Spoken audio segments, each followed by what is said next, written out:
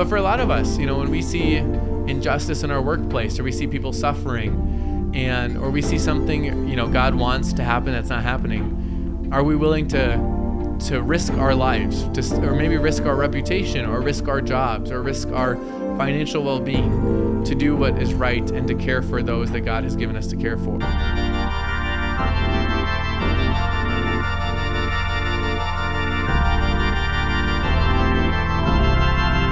Hello, everybody, and welcome to another episode of the Renewal Bible in Ear podcast. My name is Pastor PJ Arsvold, and this is week 30 as we journey through the scriptures. And today we are finishing up our wisdom literature. We're going to look at the end of Lamentations. We're going to read all of the book of Esther, and then we're going to get into our final major prophet. That's the prophet Daniel, who's going to take us through part of the exile and get us set up for our post-exilic text next week. But like I said, first we're going to finish up our wisdom literature and finish up the book of Lamentations.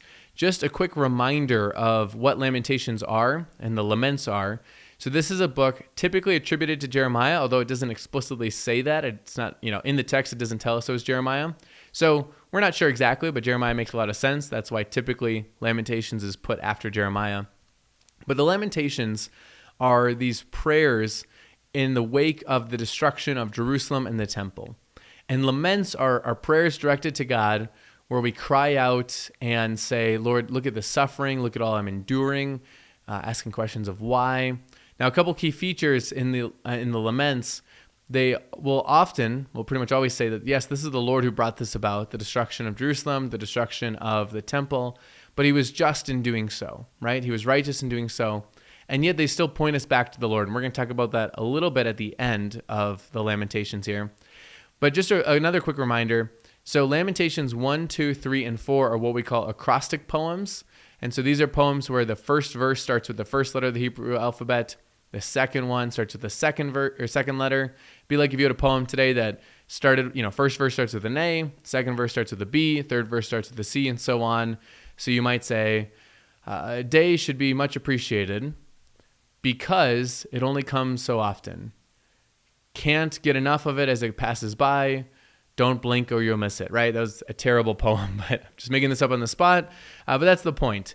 Now, chapter 3, Lamentation 3, is really interesting because it's actually, and it's acrostic poem still, but it's clumped together. So the first 3 verses make the first unit. So verse 1 will start with Aleph, the first letter of Hebrew, and then verse 4 will start with the second letter, Beit, and then it's 3 verses. So you'll notice it's 66 verses because the Hebrew alphabet is 22 verses long, but you take that times 3 for 3 verses per chunk, and you have 66.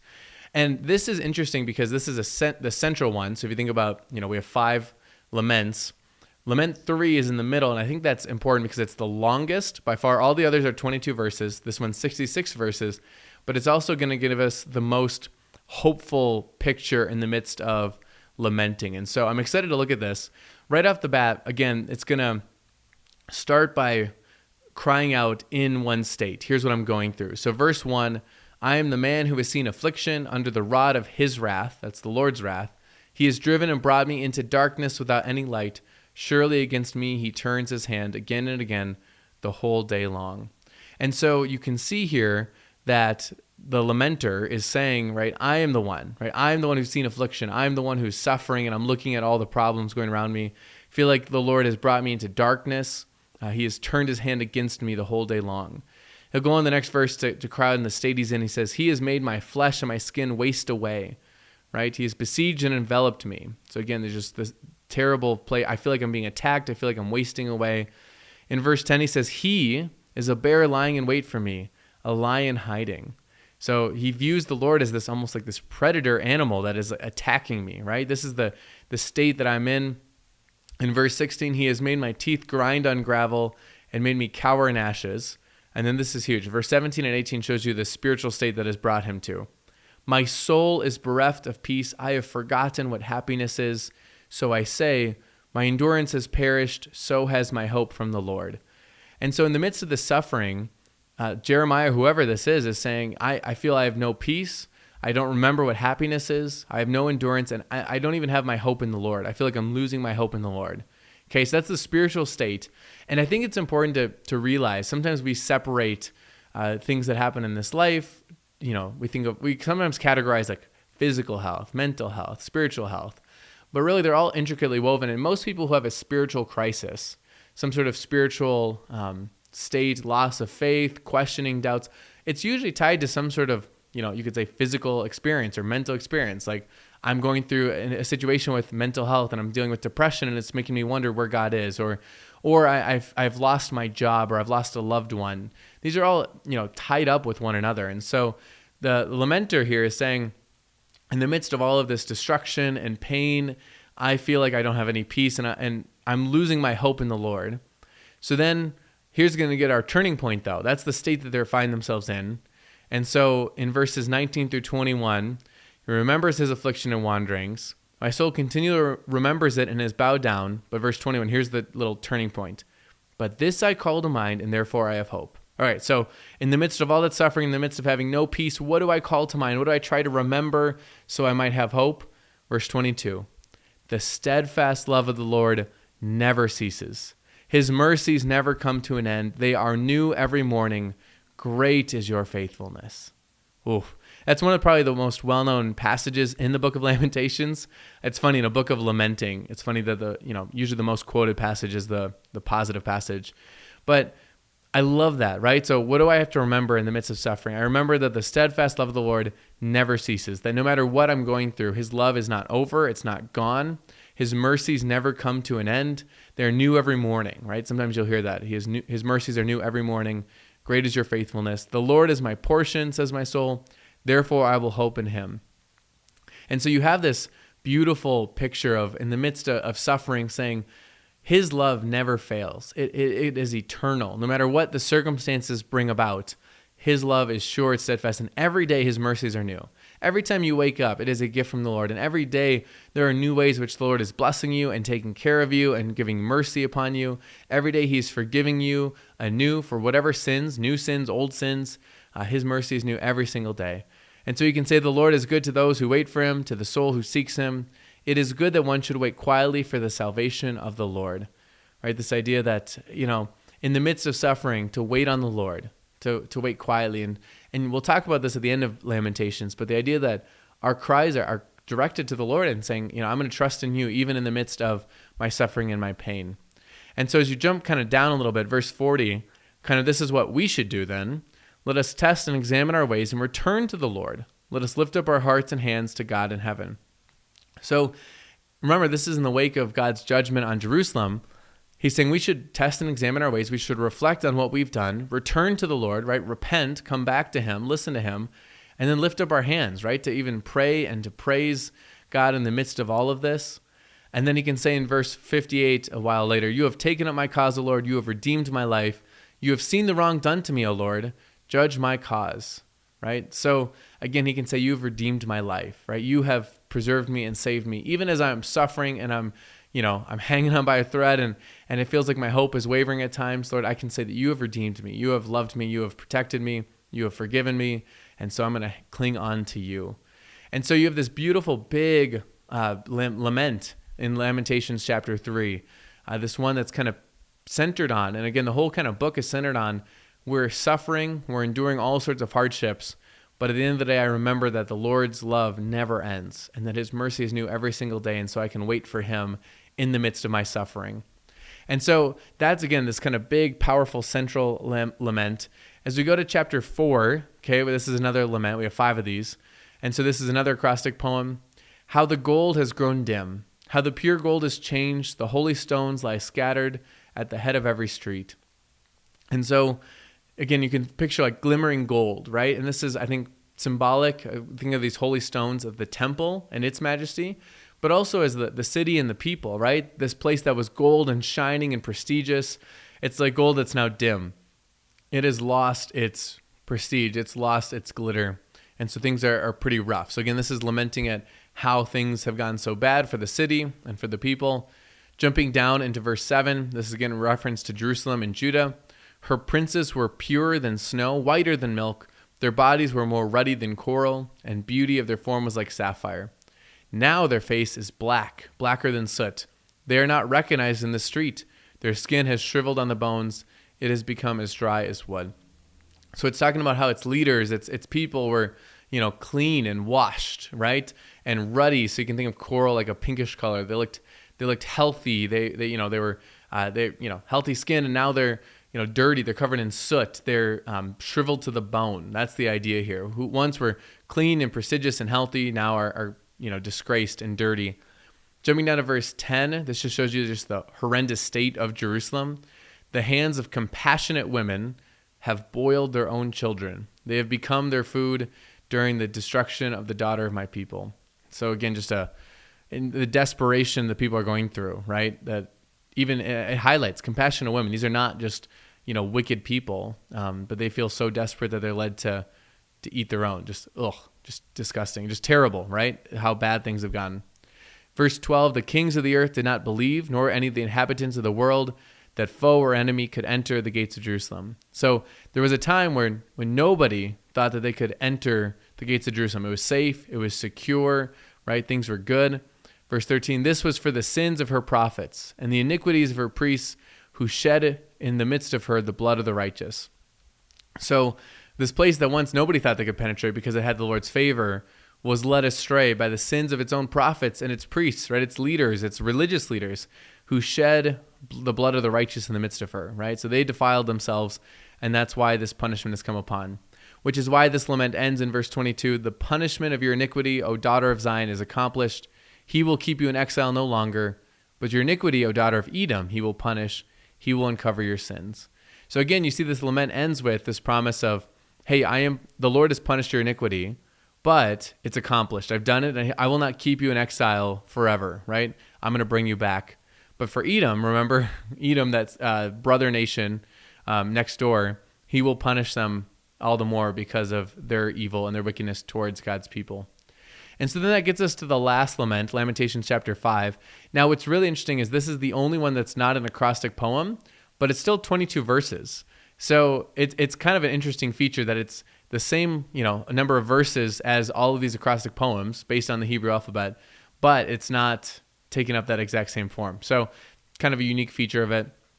But right off the bat, it's a call for the Lord to remember. Verse 1, remember, O Lord, what has befallen us. Look and see our disgrace.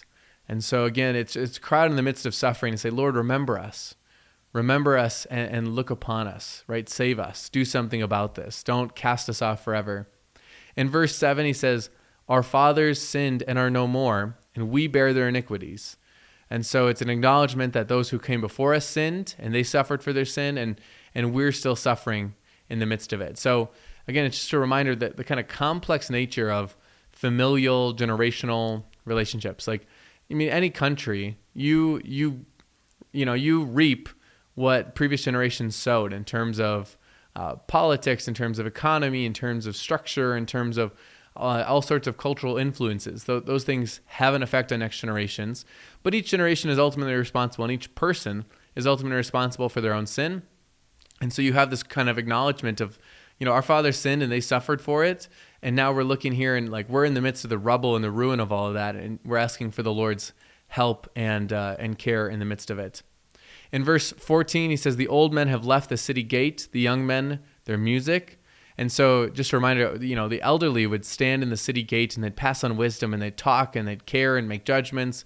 So there's no more old men there in the city gates. And the young men who would play music and celebrate, they have left that. Verse 15, the joy of our hearts has ceased. Our dancing has been turned into mourning. And you see those paired up a lot, mourning and dancing, as these two contrasts, right? We saw that a little bit in Ecclesiastes with a time for everything. This idea that there's times for mourning, time for dancing, these two kind of polar opposites. One is just this expression of joy. One is this expression of despair and sorrow. And in this situation, what used to be a place filled with dancing and music is now mourning and lamenting. And obviously that's why we have the Lamentations here. And so this lament ends and the book ends with, restore us to yourself, O Lord, that we may be restored. Renew our days as of old, unless you have utterly rejected us and you remain exceedingly angry with us. And so this call that, Lord, just remember us, look upon us, restore us to yourself, bring us back to you, Lord, restore to what we had back in the days of old.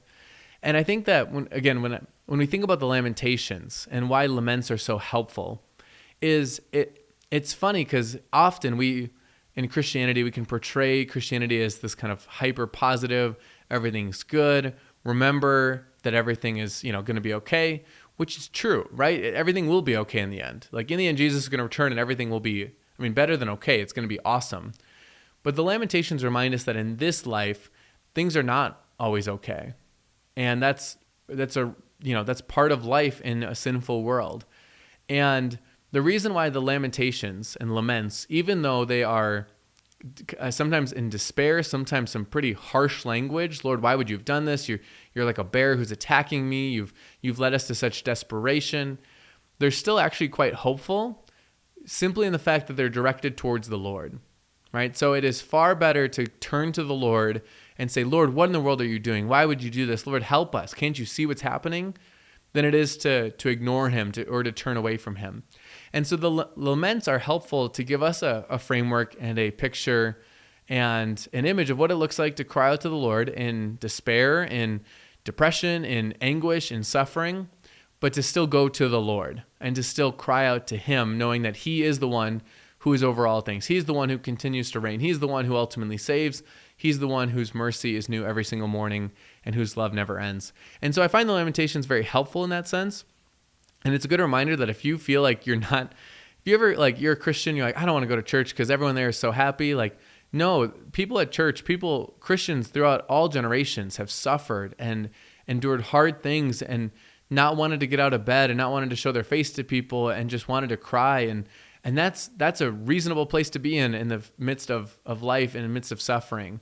And the Lamentations remind us to remind ourselves what God has done, of his love and his faithfulness in Jesus, and a reminder that even those feelings we can take to the Lord. And it's not wrong, but actually biblical, to take even our laments, our cries of anguish, and pray to the Lord, right? As it's often said, he can handle it, right? He can handle all of those feelings, all of those thoughts, but they're meant to be cast upon him. And so that's the book of Lamentations, a very powerful, a very somber, but a very, I think, helpful book as we think about the totality of the Christian life. We're going to make a bit of a pivot now as we go to the book of Esther. And Esther is a really unique book in this fact alone, in that Esther will never mention God or the Lord. And so this is a really interesting book in that there's nothing explicit in it that says, oh, this is clearly, here's what the Lord's doing. But it's a good book to see the Lord's working, you could say, behind the scenes in the way that he works out, even when it's not explicitly stated. So it won't be stated by the people in the story, and he won't be stated by the narrator. And yet I think we'll see God working in all sorts of ways to look over his people. Now, to set the context for this book, this takes place in the kingdom of Persia during the exile. So this is in this time of place where, if you remember the Babylonian exile, King Nebuchadnezzar comes, he takes the people into exile, into Babylon. What ends up happening is eventually that Babylonian Empire is conquered by the Persian Empire, sometimes known as the Empire of the Persians and the Medes, although we usually just say Persians. And then this takes place at a period, a few kings into that Persian Empire, and as it comes to the relationship between God's people and this empire. I'm going to put a link into this kind of interactive timeline. This is a period that gets a little bit hard to kind of hold in your mind because you have these different stories. You have Daniel, which stretches all of the Babylonian part into the Persian part. You have, if you remember, Ezekiel was in kind of the Babylonian part. You're going to have the events of Ezra and Nehemiah, which we're going to look at, which start in the Persian part. But then this takes place a few kings into the Persian part of this story. And so you don't need to remember all of that. And actually, I think for the sake of the book of Esther, it's really not that crucial that you remember exactly how this fits into the timeline, because in some ways this story kind of holds together on its own. But just to help you situate a little bit, this is during the exile when people have started to come back to Jerusalem. They started to get reestablished, but you still have a diaspora. You still have Jewish people kind of throughout the Persian Empire because of the exile. And so this is actually kind of in the middle of the book of Ezra, if you were to try and situate with other books of the Bible. But this is going to follow two cousins, Mordecai and Esther. And these are two Jews who are in the Persian Empire. And we're going to see the ways that God uses them to look over his people and protect them in the face of hostility and threats from people who would want harm to God's people. And so I'm excited to jump into it. It is a really fun story. And again, we're going to see God's working in the background. So right off the bat, again, this sets our kind of our time. So the first words of the book, now in the days of Ahasuerus, the Ahasuerus who reigned from India to Ethiopia over 127 provinces. All right, so we have this king Ahasuerus. Now he's better known by most people as Xerxes. So if you've ever heard of the Persian king Xerxes, that's who this is. In the language that this is written in, we have Ahasuerus. So I'm going to say that, but if it's helpful, think of Xerxes, and that might be a little bit easier because you might have heard more about Xerxes, the Persian king. So this is in his day, Persian Empire. You can see just a little bit of the reign of the Persian Empire at the time. You can think of where India is to Ethiopia. So you have a big swath. Think of all of the modern, so much of the modern Middle East, all the way down reaching into Africa, down to Ethiopia. So this vast empire, 127 provinces. That would be kind of the different territories that they kind of rule over and set people over them. And what we're told is that Ahasuerus has this feast. And he has all of these noblemen, all of these people to come and see how great, the Persian and Media kingdom is. And what you have here is he decides to have his wife, this queen, Vashti, come and show herself off for all of his men. So it's just kind of a weird situation, right? So he's celebrating with all these men, and the queen Vashti has this feast for all of these women. And he basically calls for hey, tell my wife to come here so all the guys can check her out and see how beautiful she is. I mean, he's not portrayed positively in this story at all in terms of just high character and intelligence and stuff. So Ahasuerus calls for his wife to come and show herself off for all of these men, and she refuses. We're not told exactly why, but she basically does not come. She won't come and just be, oohed and awed at, I guess. And so then he becomes angry, and he's like, she sinned against me because she didn't do what I said, and she's disgraced me. And then his officials and kind of the people with him are like, oh, she's not disgraced you, but she's disgraced all people in the provinces, because now all women are going to look upon their husbands with contempt. And so he is ticked, and all of the people are ticked. And so basically, he removes her as queen. So he basically says she's never going to enter my presence again. She's no longer queen. And so what happens then is he decides he needs a new queen, okay? So he wants a new wife to be made his queen, to be the queen of this empire. And so basically he calls for people from all over the kingdom to be brought. Take the most beautiful unmarried women from all over the provinces and bring them to me so I might decide which one's going to be my new queen, okay? So that's as we get into chapter 2 then. All these women are going to be brought in. Here's where we're introduced to our main characters. We're told in chapter 2, verse 5, there was a Jew in Susa, the citadel, whose name was Mordecai, right? And then he was carried away with the captives, away with King Jeconiah, right? King of Judah, when Nebuchadnezzar carried them away. And he was bringing up Hadassah, that is Esther, the daughter of his uncle. So this is his cousin, because her parents were killed. And so it's basically like an older cousin who has basically been like a father figure to his younger cousin. It's kind of a beautiful case of just in the midst of really sad circumstances, being carried away from your home and losing family, the way that they stick together. So you have Mordecai and you have Esther. I'll just say too, this is one of the first places you start to see that term Jew show up. So you might take it for granted that in the New Testament, you have all these references to the Jews, and you might wonder, where does that come from? Well, it's really from these other nations that here the people come from Israel or Judah, and right, we know that that's one tribe. Judah is a tribe of Israel, and it becomes the name of the southern kingdom. But to other people in other languages, they just end up kind of terming them the Jews, short for Judah or Judeans, right? So that's where that term comes from. And so we're going to see, we'll talk about in the New Testament the difference between Jew and Israel, but you start to see that here as the people get into foreign lands. This term Jew shows up as a term for this people, kind of because of the name Judah. They become known as the Jews. And so Esther is one of these young women who's taken. She's apparently she's a beautiful figure, was lovely to look at. And so she is selected as one of these women to be presented to the king. And we're told that the king is this eunuch Haggai. I don't know if we talked about this. So a eunuch is somebody who would have been castrated, would have been a man who had his genitalia removed. And the thinking behind this, the reason why this was so common was if you, as a king, wanted to have somebody oversee the women of your kingdom or your harem, there was this idea that you didn't want them to have a sexual relationship with any of the women. And so you would castrate them so then they could take care of the women and you never have to worry about them having relations, right? That's just old king behavior, but that's what's going on here. So you have this eunuch called Hegai, and so Hegai sees Esther, and we're told that she really pleases him, and basically everybody who meets Esther really falls for her. She really wins favor in their eyes. One of the things that she does too is when it's time to be presented, right? It's time to go before the king. They're told basically you can have whatever you want to be shown, right? Whatever, makeup, whatever clothes. And she basically says to Hegai, what do you think, right? Whatever you think is best.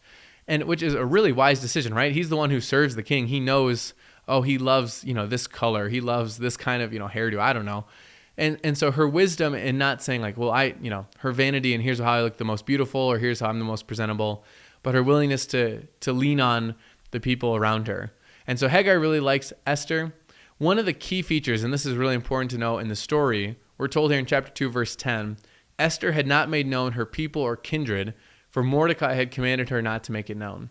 So we're going to see that people know that Mordecai is a Jew, but they do not know that Esther is a Jew. And people don't know that they're related per se. So that's going to be key for the dramatic playing out of the story, that people don't know that Esther is Jewish. Okay? They know that Mordecai is, but they don't know that Esther is. And so then we have this 12-month process of beautifying. Again, so there must have been, the thought was you would have 6 months with oil and myrrh. So you'd, put oil and myrrh on your skin, and it was meant to do something to your skin. And then 6 months with spices and ointments. So again, this was a cultural practice to try and help people become as beautiful as possible. And so it's you can think of a whole year. This is, a long process. I can't even imagine if this was like a reality TV show today. You get all these women that have to spend 12 months just soaking their skin in oil and spices, right? And then the king, this is the thought though, is that this is going to make them the best, most presentable for the king. So you have this 12-month process. And then in chapter 2, we find out that Esther is chosen. And so the king loved Esther more than all the women, and she won grace and favor in the sight, in his sight, more than all the other women, all the other virgins just meaning unmarried women, and that he set the royal crown on her head and made her queen instead of Vashti. So Esther becomes queen. So, we barely started the story, and we find out, hey, our Esther, she's the queen of this incredible, vast empire. She has won favor of so many. They have a feast in her name, and it's great. So Esther's now queen. That's awesome. And then still in this chapter, we have Mordecai then.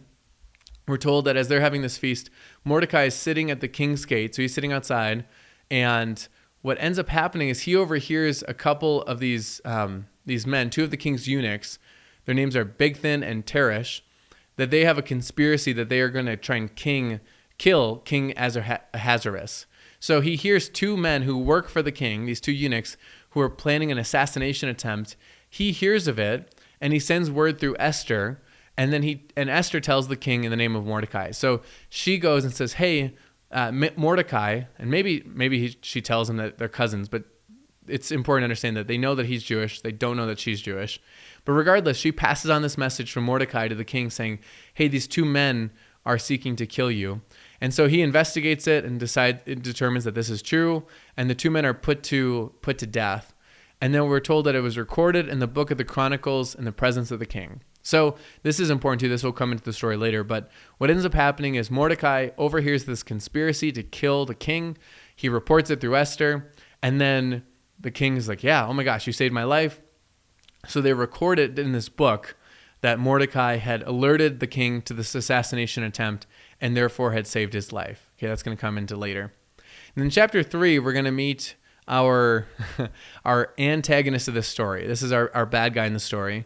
And so this is Haman, and we're told that he's an Agagite. Now, this is a really interesting reference. So if you remember Agag, he was the king of the Amalekites way back in the day. So he's from that descendancy, Haman. So you can already see there's an ancestral antagonism going on here.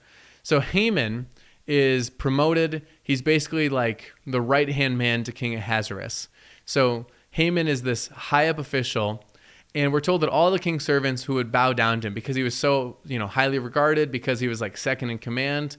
But Mordecai did not bow down or pay homage. So basically Mordecai won't bow down to Haman. And because of this, Haman is so mad, right? His ego can't stand it. He loves the pomp and the honor that he receives. And so the fact that this man would not bow down to him, even though he's the king's right-hand man, just makes him so angry.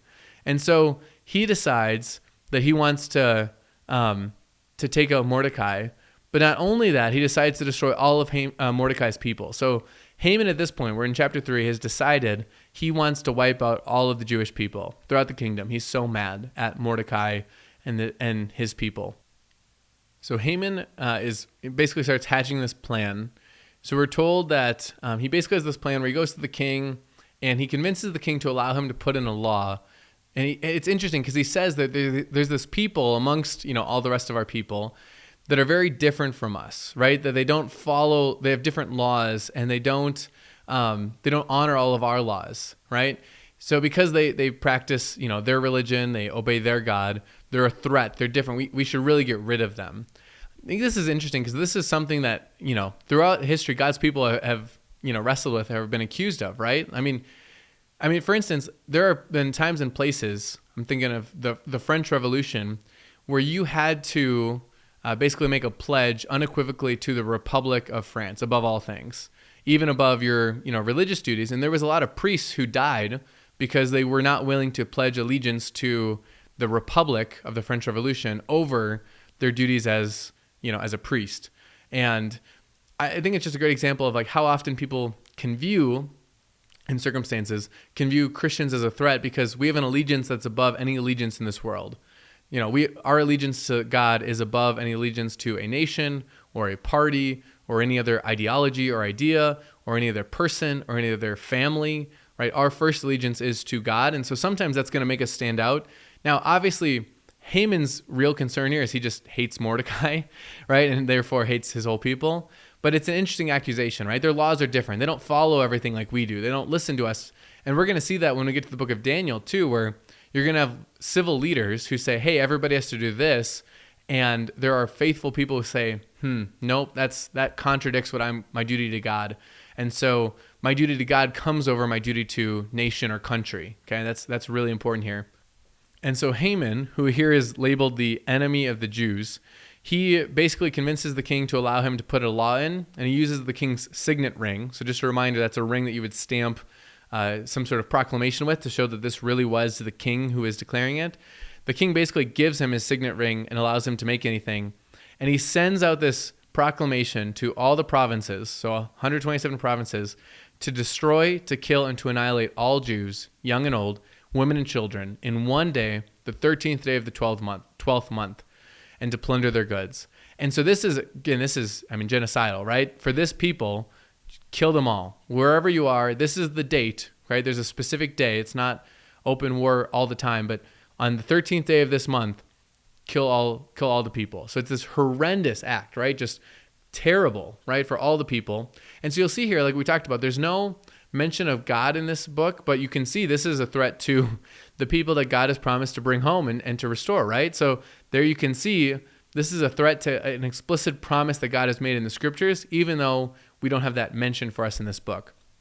So the whole place is sent into confusion, and everything's disastrous for God's people now.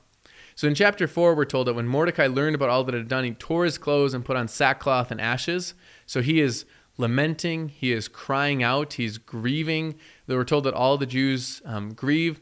Esther hears about this, like, why is, she hears that Mordecai is like out there in sackcloth and ashes, and basically inquires like what's wrong, and he explains to her what has happened, right? That there's this order to go out and destroy all of them. And then basically Mordecai says that, you should do something about it, right? Esther, you have an opportunity, right? You're the queen, right? You're married to the king. You could get him to stop this.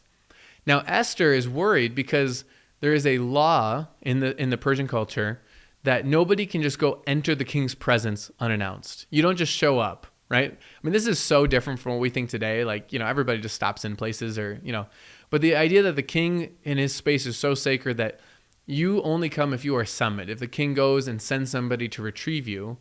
And what would happen is if you entered the king's presence without being invited, he would either hold out his golden scepter to you, which meant, all right, you can enter, you're okay. Or if he didn't, you'd be put to death. So notice here, this is the tension for Esther. Mordecai is like, hey, Esther, you got to go do something about this. The king's going to kill all of our people. And then Esther says, well, I can't go to the king without being announced. If I go, there's a chance that I could die. Now, Mordecai's response is basically, right, do not think that you yourself in the king's palace will escape more than any other Jew. If you keep silent at this time, relief and deliverance will rise from the Jews from another place, but you and your father's house will perish. So basically, this is an attack on all the Jewish people. And you can see there's not explicitly said where will this help arise from, but Mordecai is implying that God will take care of his people one way or the other.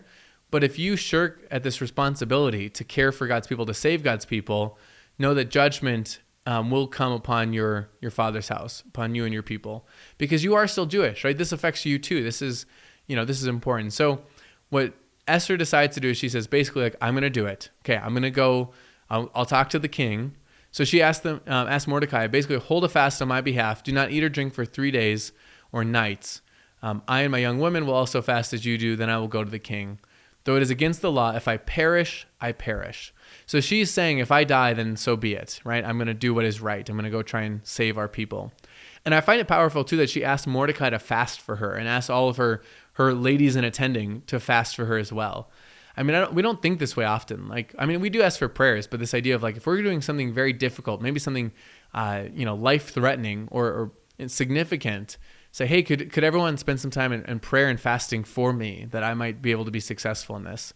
Kind of an interesting picture there. And her willingness to like, I might die from this, but if that is, so be it. So she's gonna risk it. She's gonna put her life on the line to save her people. And I also just highlight in chapter 4, this is probably the most well-known phrase from the book of Esther is when Mordecai says, who knows whether you have come into the kingdom for such a time as this? So you'll hear that phrase all the time, for such a time as this. And again, I think that's a good nod to the fact that Esther and Mordecai aren't referencing Yahweh or the Lord or God, but the idea that, hey, actually, maybe God has put you here just for this reason. That we didn't know it. When you became queen, we had no idea what he was doing, but he was actually positioning you perfectly so that when this arose, you would be able to save.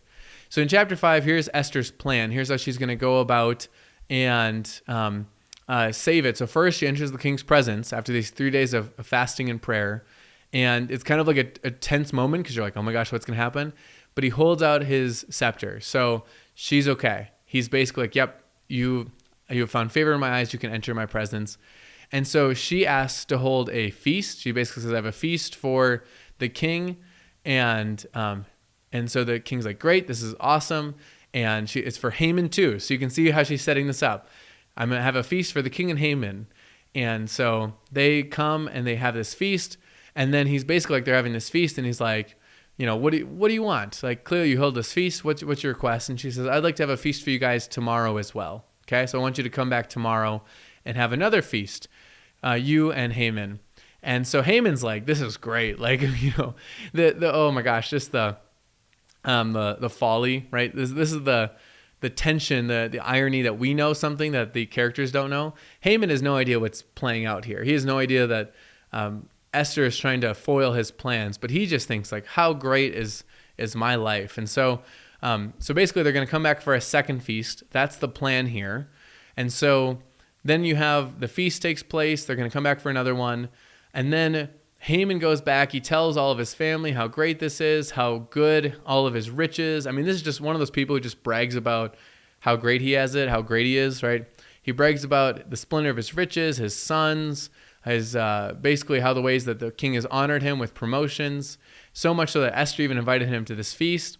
And then he decides that, he's thinking about Mordecai. That's all that he's like caught up on, right? He has all of this stuff in life. He has riches, he has honor, he has family, but all that he sees is Mordecai sitting there, not bowing down to him. And so basically he decides to build a gallows. So think like somewhere where you'd be hung from and executed on. And this is by the encouragement of his wife and friends. that's 50 cubits high. So that's 75 feet tall. Basically, like, this is going to be a humiliating death for Mordecai to hang upon. So he has this made. Basically, like, all right, we're getting close to the day when the proclamation takes effect and we can kill all the Jews, and I'm going to hang Mordecai on this giant gallows, and that'll stick it to him for not honoring me. That's where Haman's coming from. Now, before we get to the rest of this plan, chapter 6 is this powerful moment where you can already see that God is working in the midst of all this, because we're told that the king in chapter 6 that night could not sleep. He's tossing and turning, and he decides for whatever reason he's going to go back and just look at this book of memorable deeds, significant things that people have done. And so he has this read to him, and as they're reading it, they come across this passage about how Mordecai had alerted him to this assassination attempt by Bigthana and Teresh, right? Two of the king's eunuchs. This was what we read about earlier. And he hears this, and he's like, did we do anything to honor that man Mordecai for saving me? And they're basically like, no, we didn't do anything for him. And he's like, right away, we need to do something to honor him. So I love this. So when he sees Haman, and Haman's his right-hand man. This is, oh my gosh, the folly. This is such a well-written thing. So basically the king says to Haman, what should be done to the man whom the king delights to honor? Basically like, hey, Haman, there's somebody I really want to honor. I really want to like lift up and honor. What should I do if I really want to like honor them in front of everybody? And Haman says to himself, whom would the king delight to honor more than me? So he thinks this is about me, right? This is, it's like when you say like asking for a friend, right? You think like, all right, this is really, about you, obviously. So I love this so much. Haman is so full of himself. He's like, there's nobody else that the king would want to honor more than me. So if he wants to honor somebody, clearly he's talking about me here. So he lays this out. He's like, here's what you should do. You should put your royal robes on him, the ones that you've worn, right? So the clothes that you, king, wear, you should put them on him. And the horse that you ride, you should have him ride on it and ride through with the royal crown, and basically ride him through town, proclaiming before him, right? Thus it be done to the man whom the king delights to honor. So for the one you delight in, king, you should basically dress him like yourself, dress him like a king, put him on your horse and ride him through town so all might honor him and basically lift him up. And then the king says, great, hurry and do exactly what you said, and do that to Mordecai the Jew who sits at the king's gate. Leave out nothing that you have mentioned. So can you imagine if you're Haman, right? You're like ready, you're like, oh, right, the king wants to honor me. King, you should dress that man like a king and put him on your horse and let the whole people praise him, thinking like he's about to have this done to him. And then what happens is the king turns to him and is like, great, that person you hate more than anybody else, go do that for him. And so the fact that Haman has to carry this out for Mordecai, that Haman has to go get Mordecai and put the king's robes on him and put him on the king's horse and proclaim before him throughout the town, it's just like terrible. So when this is all done, Mordecai goes back to where he usually hangs out at the king's gate. But Haman hurries to his house, mourning with his head covered. He is so ashamed, right? This man that he loathes, he just had to go and lift up and honor in front of everybody. It's just unbearable to him. And then when he tells his wife and all of his friends, they're basically like, they basically say, if Mordecai, before whom you've begun to fall, is of the Jewish people, you will not overcome him, but will surely fall before him. Basically, wait a minute. This is almost like a bad omen. Like you can see what's happening. That the Lord, clearly God is with this man and with his people. So then chapter 7 is where now the plan is going to be revealed here. This is Esther's whole plan. So they come for the second day of the feast and they're eating. It's Queen Esther, it's King Ahasuerus, and it's Haman. And they're, eating, they're drinking wine. And then once again, you have the king basically saying, what do you want, Esther? I'll give you anything. And the common phrase amongst kings when they want to, grant a request is you say up to half my kingdom, right? So you never give the majority of your kingdom because you'd be giving away more than you'd have retained. Now, most people are not obviously asking for half their kingdom, but this is a common phrase you'll see in the New Testament too with like King Herod. What do you want up to half my kingdom? Anything, less than half of what I have, basically. And basically she says, my one request is if I have found favor in your sight, O king, and if it pleases the king, let my life be granted me, and my wish and my people for my request. For we have been sold, I and my people, to be destroyed, to be killed, and to be annihilated. So she basically says, Lord, King, my one request is that you spare me and my people, because we've been handed over to be killed and annihilated. And he's basically like, who would do such a thing, right? Who is he and where is he who dared to do this? Like, who in the world would threaten your life and all of your people? And then she says, a foe and enemy, this wicked Haman, right? So all of a sudden you can imagine just like, it's the three of them. She's like this wicked foe and enemy. And then she like points at him. At least I picture pointing, right? Haman, he wants to kill me and all my people. And then we're told Haman was terrified before the king and queen. So you can just imagine his face just goes flush, because all of a sudden he's like, wait, what? Like, because again, part of the whole secret is nobody knew that she was Jewish. And so Haman, when he, puts this law into place that all the Jews should be killed, he does not know that he is, in doing so, just basically gotten the king to sign off a law that would allow people to kill his wife, right? To kill his queen. And so this is news to Haman, and he is mortified. So the king, he gets so angry, he like goes out into his garden, and Haman starts begging for his life from Queen Esther. Wait, please, you got to do something. Like, don't let this happen. And when the king comes back in, she's on a couch apparently, and he's like throwing himself on her, like begging. And so then the king's basically like, wait, now you're assaulting her, like. And so he has Haman taken out, and this is part of the poetic justice. Haman is then hung on the gallows that he had made for Mordecai. So you can see the reversal here, that God has preserved Mordecai, preserved Esther, and now Haman is killed on the very thing in which he was wanting to kill Mordecai for. And again, it's just worth highlighting the Jewish people, and Mordecai specifically, are completely innocent in this whole story, right? The only reason they were going to die is because Haman is too full of his own ego, and he wanted to publicly execute Mordecai, and it's in that same place now that he is hung, because of his evil plan against the Jewish people. So the plan's now revealed, but there's still an issue because Haman's dead. But this proclamation has still gone out, right? There's still a day that, people everywhere can go and have full reign, full legal right to plunder and to kill and to annihilate all the Jews. And so in chapter 8 then, Esther still has work to do. Now it's interesting, King Ahasuerus says that once a proclamation has been made, it can't be revoked. And there's definitely a different understanding of legal things in terms of when something has been said or done, you can't take it back. Again, we are used to words not meaning much, right? Politicians all the time say one thing and then they get into office and they never do it. And before we just point fingers to them, like so often we say things that we don't mean or don't follow through, or we say it at one point and then we go, yeah, but that was then. And, things can happen. Things came up. But especially as we'll see today in a couple passages, both here in Esther and then later in Daniel, it was really thought of when the king especially makes a decree. You can't just be like, nope, never mind. Like this has been put into law. This has been enacted, which I think is actually a more helpful picture when we think about how commands and promises and laws are enacted. When we think about God as the king of all of heaven and earth, because he's one, when he says something, it's not just like taken back. And especially when he makes promises, we don't have to worry that he's going to change his mind, right? Once it's been decreed, it has been decreed. So here's the deal.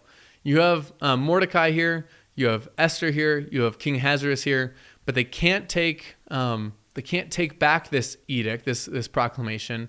So instead, in order to counter it, basically the king does what he did with Haman. He took his signet ring and basically gives it to Esther. Mordecai says, "Hey, do with it what you want, right?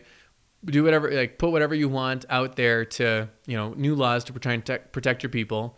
And so basically, what they come up with is, again, they can't revoke the law. So the law will still be on that 13th day. Anyone can attack the Jews. But the law they put in place now is the Jews can defend themselves. And anyone who tries to kill or plunder or attack them, the Jews can fight back and kill them and plunder them back. So it's not giving the Jewish people free reign to just wreak havoc on anybody. But if anybody comes after you and tries to kill you or destroy you, you have every right to retaliate and to attack them back. So basically to defend yourself and fight back. It's kind of almost like a law of self-defense for the Jews. So then in chapter 9, basically this day comes, and on that very day when all of these people sought to attack the Jews, it was actually the reverse happened. The Jews gained mastery over their enemies. They attack them. Interestingly, they don't take any plunder. So they were allowed to attack they were allowed to plunder the people back, but they don't. So they're completely acting out of self-defense. They're not gaining anything here. They're not looking to expand or to grow. They're merely anyone who would come try to kill them, they are able to defend themselves and kill their enemies. And then basically what ends up happening is you have another day in Susa. So they have another day for people to defend themselves. And then you have a feast at the end of it. So it's interesting. It happens in 2 different days. For the other provinces, it's the 14th day of the month, the day after this whole event. But since there's a second day of fighting in Susa, it's the 15th day of the month. But regardless, you have a feast that becomes part of their remembrance of this, how God saved them, preserved them, and he turned their sorrow into gladness, as it says in verse 22, which is, again, we just talked about Lamentations, turning my dancing into mourning. You can see that reversal. Here is a day where it was great sadness for God's people, and God turned it into a day of celebration and a day of gladness. And so then Mordecai basically becomes King Ahasuerus' right-hand man. So where Haman used to be, Mordecai is now there, and there's basically nobody honored as highly as him amongst all of the king's servants and people. He was second in rank to King Ahasuerus, and he was great among the Jews and popular with the multitude of his brothers, for he sought the welfare of his people and spoke peace to all his people. And so, like I said, this is a story where, the Lord and God are not mentioned, but you can clearly see his fingerprints all over it. The fact that God had raised up Esther and put her in this position so that when his whole people were threatened and God's own promises were threatened to care for his people and to preserve them, you can see God's working through Mordecai and through Esther ultimately to bring about salvation for the people and destruction to God's enemies, right? The people who would oppose God, who would want to commit evil and wickedness, you can see the justice and the judgment carried out on them. So that's the book of Esther. Again, a nice little story. A good reflection too on, one's willingness to do the right thing in the midst of potential loss to oneself.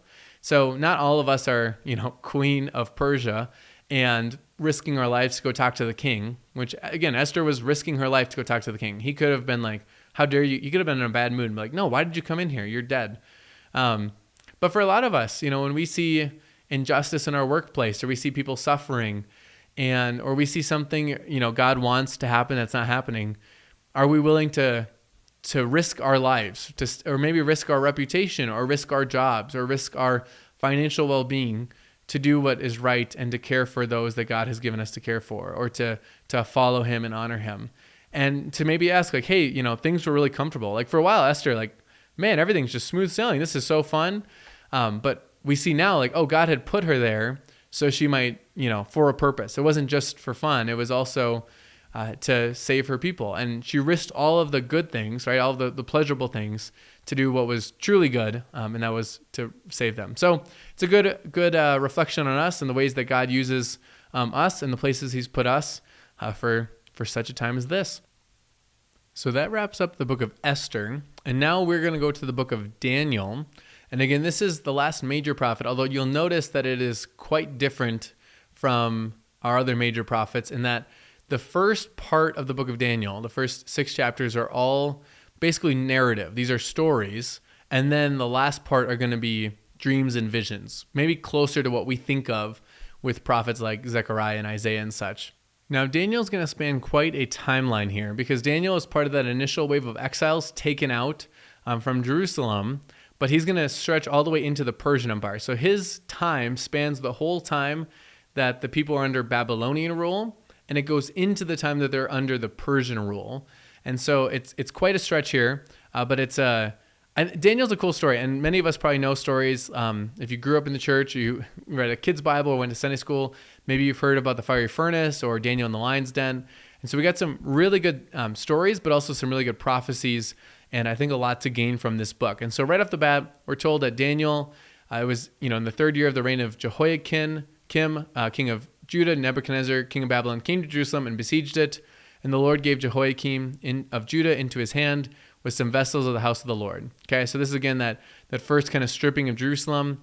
And we're told that when that happened, they would have walked off a number of exiles, and they would have taken a lot of the royals, a lot of the people who were well educated, well learned, right? This was very common.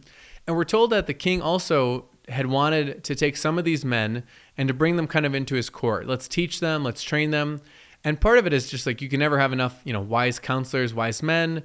Who knows? These could be some really talented people. I mean, you see this throughout history that sometimes it's somebody who's from a different nation who loses a war or something, becomes a really helpful advisor or something to somebody you never expect. So basically, we're told that of that group of people who are brought to be taught, they're asked to be.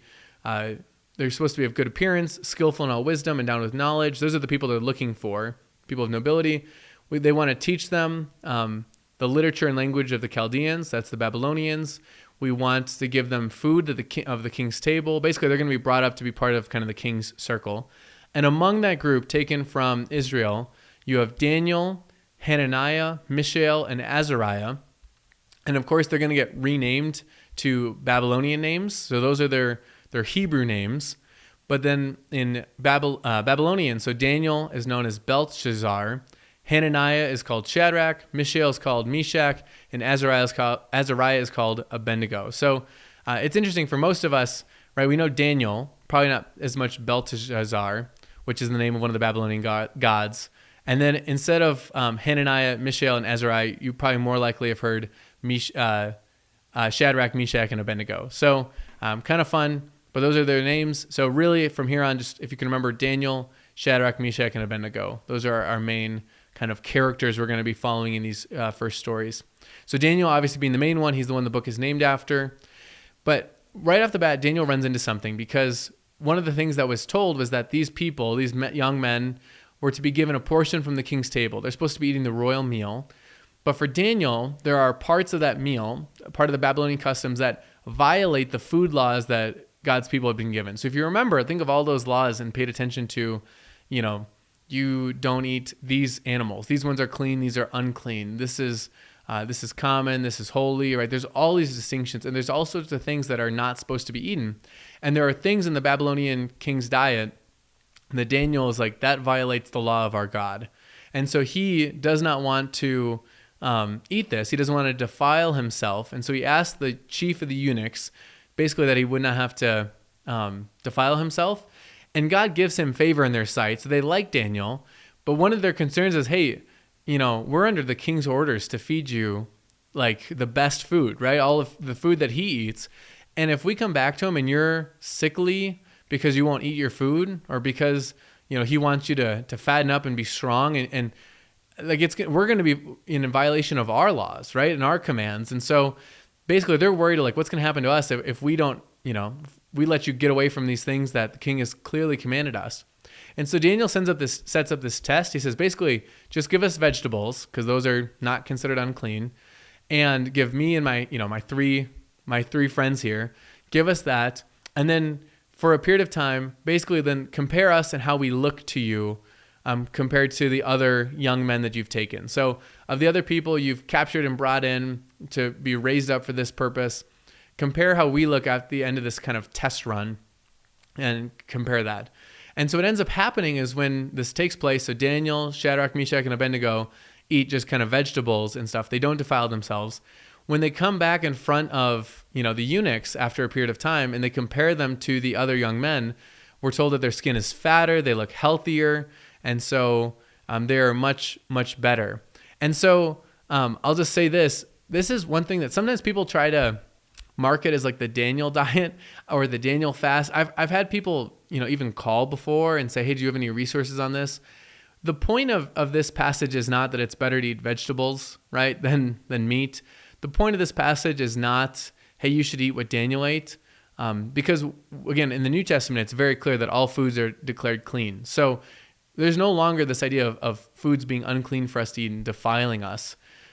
So the key point of this passage is Daniel was not willing to violate God's law in order to appease his commands, right? The command was eat the king's portion. He says that violates what God has commanded me. I can't do that. And God watched over and blessed Daniel. And the biggest thing I'll just say is sometimes this becomes like a health phase too of like the Daniel diet with all these vegetables. You'll notice that his skin it says fatter in flesh, right? He's not like skinnier. He's healthier. He's more filled out, right? He's stronger. And so the point of this is not, here's what you should eat. The point is you should obey God's command even when you're told to do elsewise. So basically all of this happens. And during this time, we're told that these four youths God gives them learning and skill in all literature and wisdom. Daniel had understanding in all visions and dreams. And so not only are they physically growing here through their obedience to God's will, right? But they're also, God has given them wisdom and knowledge. And specifically for Daniel, we're told that he's given this understanding in visions and dreams. That's going to be a huge part of this story. So at the end of the time, when they're brought in, they bring them before King Nebuchadnezzar. The king spoke with them. And among all of these young men, none were found like Daniel, Hananiah, Mishael, and Azariah. That's Shadrach, Meshach, and Abednego. Therefore they stood before the king. And in every matter of wisdom and understanding, about which the king inquired of them, he found them 10 times better than all the magicians and enchanters that were in all his kingdom. And Daniel was there until the first year of King Cyrus. So Daniel's going to be there until, in the Babylonian court, until the Babylonian court is gone. And so they're found to be 10 times wiser and better. And so again, you can see just the way that God has blessed them through their obedience, their willingness to not just do what the king has commanded them to do, but to obey God's laws. And in doing so, God has given them wisdom. So in chapter 2 then, this is the second year of the reign of Nebuchadnezzar. We're told that Nebuchadnezzar has these dreams and he's very troubled. He can't fall asleep. And he basically rounds up all the magicians, the enchanters, the sorcerers, the Chaldeans. So basically he's trying to get every wise man in his kingdom to come and help explain this dream. You have this funny little phrase here that will get used where whenever people address the king in this culture, they'll say, "Oh, king, live forever." That's just how you'd say hi to a king. It was like an honor. It's like saying, "God save the queen," or "God save the king" over in Britain or something. It's just kind of what you say. But anyways, I'll just highlight this too. One more thing. From chapters 2 to 7 here, you might have a footnote. This is actually written in Aramaic, which is very unique because most of the Old Testament's in Hebrew. Aramaic is a related language, and it becomes the language that the people would have spoken in the New Testament. But you can see that this is actually taken on a different language because of its foreign setting. And so it's no longer in Hebrew because we're no longer kind of all in Judah. So this is in Aramaic for a while. That's not really important for how we read it, but I just wanted to flag that for you. And so basically, the magicians, the enchanters, all these people say, "Hey, king, tell us what your dream is, and we'll tell you what it means." And he's like, "No, you have to tell me what my dream was, and then interpret it, because then I'll know you actually can interpret it." And they're like, "Oh, no, just tell us what it is, and then we can interpret it." So he's so mad that nobody will tell him this dream and nobody can, that he threatens basically to kill all the magicians and the enchanters and all the wise men in his kingdom because he feels like they're worthless. And so basically he's going to kill everyone. But then Daniel is like, "Hey, let me give me a moment." Okay. When Daniel hears about this.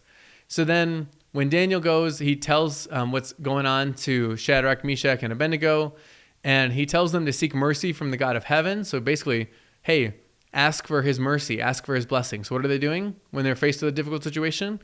They're praying for wisdom, praying for help. And so they pray that he would help them concerning this mystery so that Daniel and his companions might not be destroyed with the rest of the wise men of Babylon. And then the mystery was revealed to Daniel in a vision of the night. That's verse 19. Then Daniel blessed the God of heaven. So I love it. So basically, during the night, God gives Daniel the vision. He gives him the answer he's looking for, and he gets its interpretation. And then Daniel praises God. He blesses him, says, "Blessed be the name of God forever and ever, to whom belong wisdom and might," right? And then he goes on to talk about how great God is. So then Daniel sends word and basically says, "Hey, tell the king I can help him." So he goes to King Nebuchadnezzar, and the king is basically, "Are you able to do this?" And I love Daniel's response. He says, "No wise men, enchanters, magicians, or astrologers can show the king the mystery that the king has asked. But there is a God in heaven who reveals mysteries and has made known to King Nebuchadnezzar what will be in the latter days." All right, so right off the bat, I love this because Daniel comes to the king and he's like, "All right, king, I can help you out." And the king is like, "Great, you can tell me?" And Daniel's response is, "Just so you know, there's no men, there's no magicians, there's nobody on earth who can do what you're asking to do, but there is a God in heaven." So notice that Daniel is not taking credit. He refuses to take credit. You'll see this over and over again. Daniel does not take credit for this. And actually, in the dream interpretation world, Daniel is very similar to Joseph back in Egypt, where you have this man of God who is in a foreign land, who God is using visions and dreams, both their own and the visions and dreams of the leaders, to carry out his will and to advance them and to watch over them. So basically, yeah, there's no man, no wise man who could tell you this dream, but there's a God in heaven who's revealed it. Here's what the dream is. So Nebuchadnezzar has this dream where he sees this big image. So think of like a giant statue think of a statue of a man. It has a golden head, okay? And then it has a silver kind of torso, and then it has like legs of, it has bronze, and then as you go down, it has iron, and then iron mixed with clay.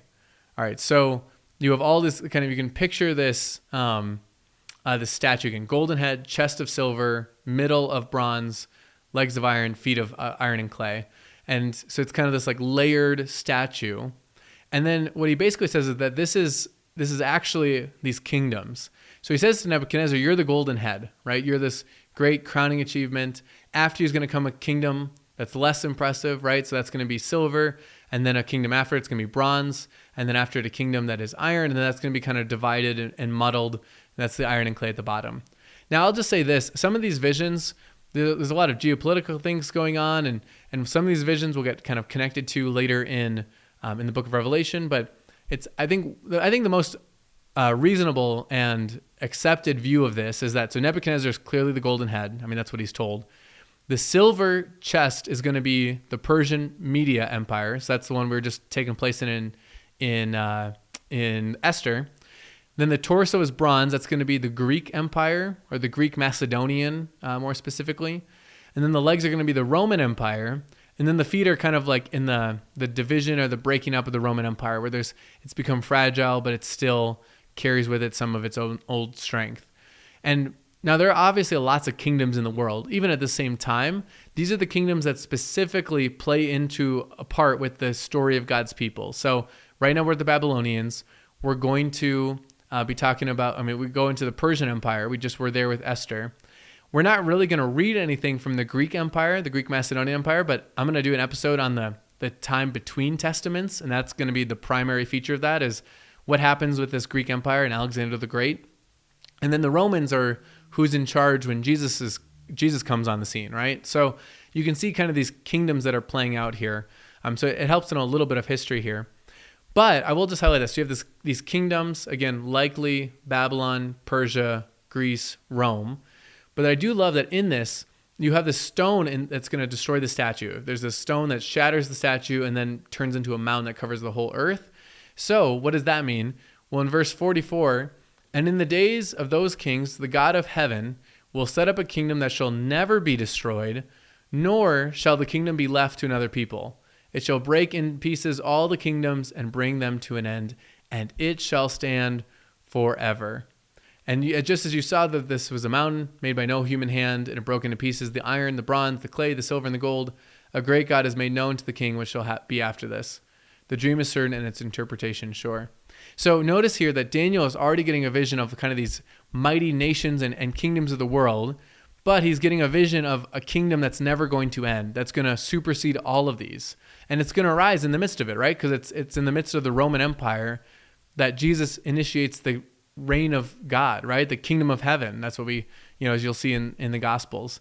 And so it's this picture of like all these mighty powers, but they all, in the face of God's kingdom, shatter, because that's a kingdom that's going to last forever. It's going to reach from the ends of the earth. And so it's a good reminder, right, that nations rise and fall in this world, but the kingdom of God is eternal. So Nebuchadnezzar is basically like, this is incredible. He raises and honors Daniel, gives him a great many gifts, makes him ruler over the whole province of Babylon and the chief prefect over all the wise men of Babylon. So he's basically made like head honcho amongst the wise men. And Daniel made a request to the king, and he appointed Shadrach, Meshach, and Abednego over the affairs of the province of Babylon, but Daniel remained at the king's court. So Daniel's now like in the king's inner court, and Shadrach, Meshach, and Abednego are now raised up to a high, prestigious position as well. And so you can see how God used this dream, much like when Joseph in Genesis was able to interpret Pharaoh's dreams. He rose to the position of kind of second in command. So Daniel, in interpreting Nebuchadnezzar's dream, rises up. Now, we're not told explicitly that there's a cause and effect here, but I think it's interesting. So Nebuchadnezzar gets this dream of this, like you could think of this big statue, this big image, and he's told, you are the golden head of it. And then the very next thing in chapter 3 is that Nebuchadnezzar makes a giant golden statue of himself. I think to me, it seems pretty obvious that there's like, it's because he like, oh yeah, I am this mighty great thing. Like it almost like, I think it probably flows from that previous chapter. I suppose it's not explicit about that. But the next thing we're told is that basically Nebuchadnezzar makes this image of gold, so think the statue, 60 cubits high. That's a 90-foot tall 90 foot tall statue. Okay, that's an insanely big statue, all made of gold, and it's made of him. And everyone's told that when you hear music, you need to bow down and worship this thing. Okay, so we're going to play music. Everyone starts bowing down and worshiping this big golden statue I had because of how great I am, how great my kingdom is. And if anybody doesn't worship it, they're thrown into this fiery furnace and they're burned alive.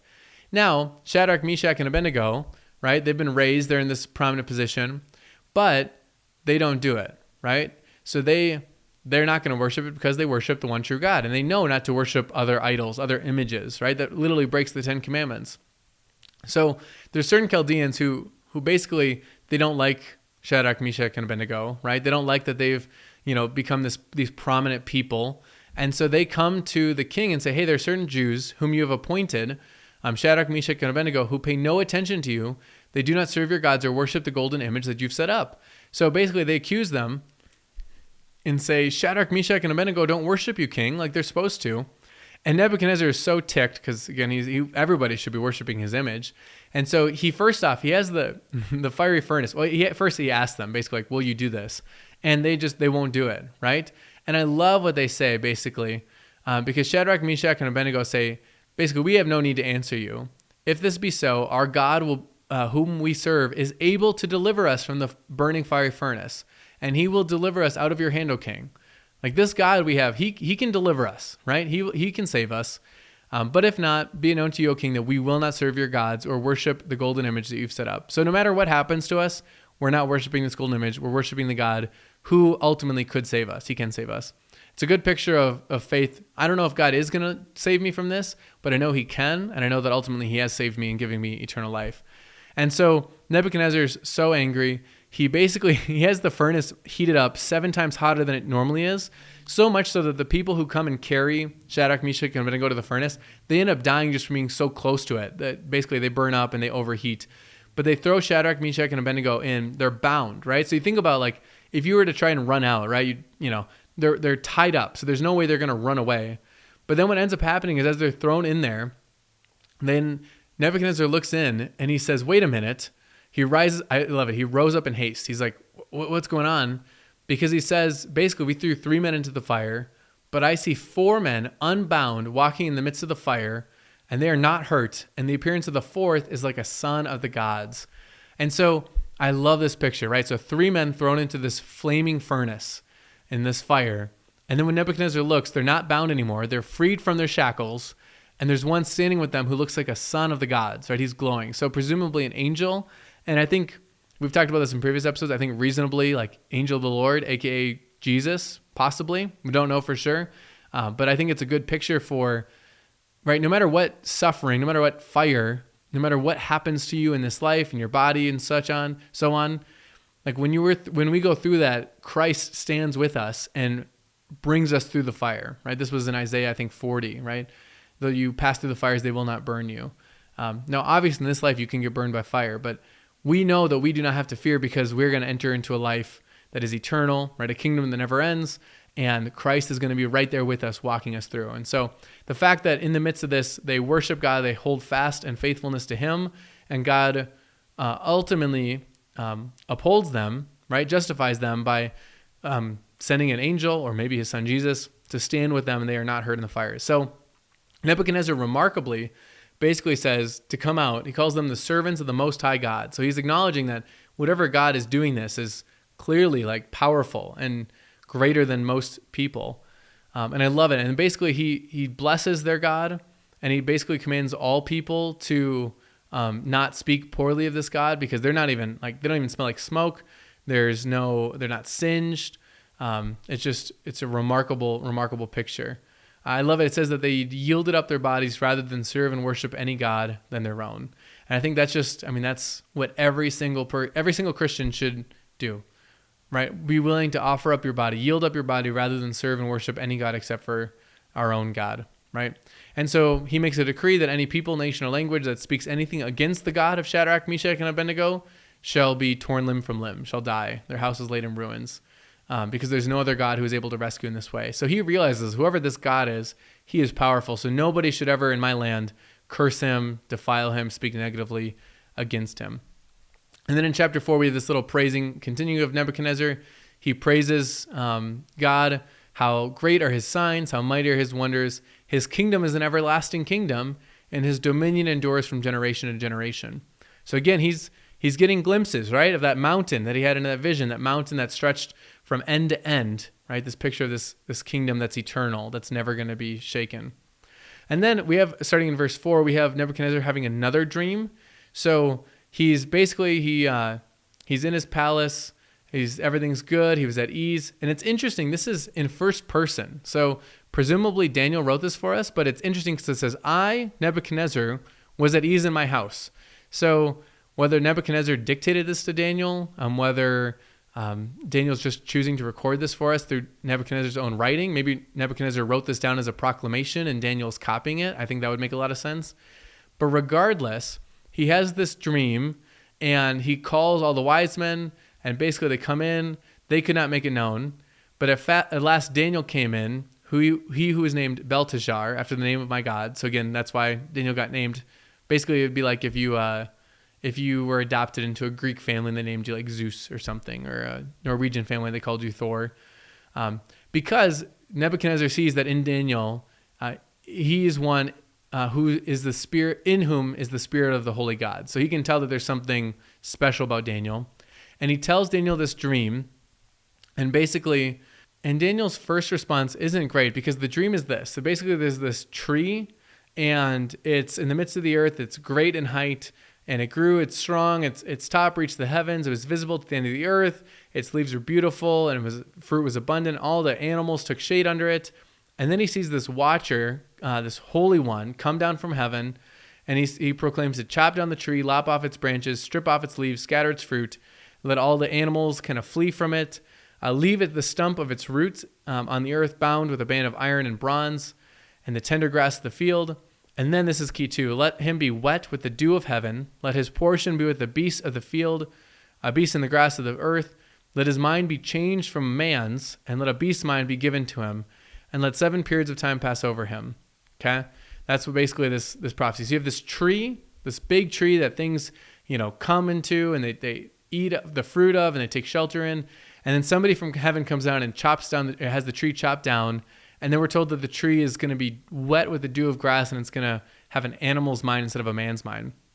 So like I said, Daniel's first response is that he's concerned, because at first you're not told why, but basically you know that this is not a good prophecy for Nebuchadnezzar. So Daniel doesn't want to tell Nebuchadnezzar. He's troubled. He's dismayed. But basically Nebuchadnezzar says, don't let it alarm you. Tell me what it is. And Daniel says, O Lord, may the dream be for those who hate you, and its interpretation for your enemies. So basically, I want this to be for somebody else. I don't want this to happen to you. But basically, the tree is Nebuchadnezzar. All right, he has grown. He's become strong. His kingdom reaches, to the ends of their known world at the time. People from all over take shelter and prosper. Right. So even though there's people under, we value independence so much, but in a lot of these kingdoms, life didn't have to be miserable for everybody, right? A good king could actually, you could be under the Persian or the Babylonian rule and possibly have a decent life. So there's all sorts of people taking shelter in the Babylonian Empire under Nebuchadnezzar. And the idea that this one is going to see this watcher, a holy one, say, chop it down. Basically, Nebuchadnezzar is going to be humbled. Okay, so he's grown big and strong, but he's going to be humbled and brought low. And he's going to kind of lose his mind. He's not going to think clearly like a man, but think like a beast, right? Like a beast of the earth. He's going to grow wet with the dew. So you think about if you're just sleeping outside, right? You're going to wake up with dew on you. So that's basically going to happen for a period of time. And again, so then in verse 27, Daniel's response then, because of this interpretation, is, therefore, O king, let my counsel be acceptable to you. Break off your sins by practicing righteousness, and your iniquities by showing mercy to the oppressed, that there may perhaps be a lengthening of your prosperity. So basically, if the Lord has said this is going to happen to you, but turn, right? Repent, break off your sins, practice righteousness, show mercy to the oppressed. Now, all this is what happens to Nebuchadnezzar. Nebuchadnezzar clearly doesn't take that advice, because he's standing on the top of his royal palace, and he says to himself, this is just, again, classic prideful king, Is not this great Babylon, which I have built by my mighty power as a royal residence and for the glory of my majesty? Right? So basically, like, look how great my kingdom is that I built, right? That I made for myself. And then as he's still speaking, there's a voice from heaven, O King Nebuchadnezzar, to you it is spoken, the kingdom has departed from you, and you shall be driven from among men, and your dwelling shall be with the beasts of the field, and you shall be made to eat grass like an ox, and 7 periods of time shall pass over you, until you know that the Most High rules the kingdom of men and gives it to whom he wills. And then immediately this is fulfilled. And so basically he no longer thinks rationally like a man, but he eats grass like an ox. We're told that his body's wet with dew, right? Because he's like living outside, living in the grass. His hair grows long. You can just think of somebody shaggy and raggedy. And then he has it's like as long as eagle's feathers, and his nails were like a bird's claws. So again, he can't trim his nails, he can't cut his hair. He's just like a wild feral animal, right? So you can just imagine if somebody was just like, given the mind of an animal for a while and just kind of roamed crazily. So for a period of time, this happens to him. He's humbled, he's brought low, right? This mighty king who rules over like this vast territory now eats grass and is just unkept and unshaven and stuff. But after the days end, right? So this time of period passes. His reason returns to him. He blesses the Most High and praises him and honors him. And then once again says, for his dominion is an everlasting kingdom, or dominion, and his kingdom endures from generation to generation. All the inhabitants of the earth are accounted as nothing, and he does according to his will among the hosts of heaven and among the inhabitants of the earth. And none can stay none can stay his hand or say to him, what have you done? I think it's interesting. So when the Lord spoke to him too, the Lord specifically said, this is so you understand that the Lord gives kingdoms to whom he wills. So there's just a reminder that we'll see this is reinforced in the New Testament, that civil leadership, government, right, just like parents, are given by God, right? God has put them here. And so Nebuchadnezzar's huge folly was he thought, this is a kingdom I built, rather than seeing it, this is something that God has entrusted me with. And so then he praises God, his reason returns, the glory of his kingdom, and basically everyone comes, he reestablishes his kingdom, and still more greatness was added to me. And then now I, Nebuchadnezzar, praise and extol and honor the kingdom of heaven, for all his works are right and his ways are just, and those who walk in pride he is able to humble. This is a good reminder that God's ways are always just, his works are right, and if you walk in pride, just be fearful in case the Lord decides to humble you.